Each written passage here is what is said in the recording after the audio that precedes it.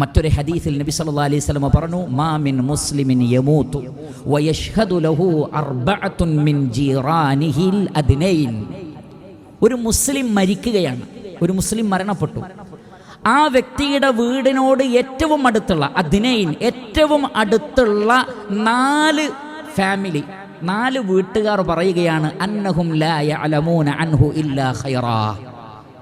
ഈ മനുഷ്യനെ കുറിച്ച് ഞങ്ങൾക്ക് നല്ലതല്ലാത്തതൊന്നും അറിയില്ല എന്ന് തൊട്ടടുത്തുള്ള 4 വീട്ടുകാർ സാക്ഷ്യം പറഞ്ഞാൽ, ഇല്ലാ ഖാല അല്ലാഹു അസ്സ വജൽ, അല്ലാഹു സുബ്ഹാനഹു വ തആല പറയും, ഖദ് ഖബിൽതു ഇൽമകും ഫീഹി വഗഫർതു ലഹു മാ ലാ തഅലമൂൻ.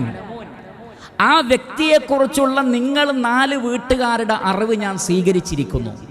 നിങ്ങൾക്കറിയാത്ത വല്ലതും അയാൾക്കുണ്ടെങ്കിൽ ഞാനത് പുറത്തു കൊടുക്കുകയും ചെയ്യുന്നു. നോക്കൂ, നിങ്ങൾ അയൽവാസികൾക്കറിയാത്ത തെറ്റുകൾ അയാളിൽ ഉണ്ടാകാം, പക്ഷേ അയൽവാസികളോട് നിങ്ങൾ നല്ലതാണോ? നിങ്ങളുടെ തൊട്ടടുത്തുള്ള വീട്ടുകാർക്ക് നിങ്ങളെക്കുറിച്ച് മോശം അഭിപ്രായമില്ലേ? ആ അഭിപ്രായം അല്ലാഹു സ്വീകരിക്കുന്നതാണ്. നിങ്ങളുടെ ആ വ്യക്തിയെക്കുറിച്ചുള്ള നിങ്ങളുടെ ഇൽമ്, മനുഷ്യന്റെ ഇൽമ് പരിമിതമാണ്, പക്ഷേ അല്ലാഹു അത് സ്വീകരിക്കും. നിങ്ങൾക്കറിയാത്ത വിഷയങ്ങളുണ്ടോ, അത് ഞാൻ അയാൾക്ക് പുറത്തു കൊടുക്കുകയും ചെയ്യും.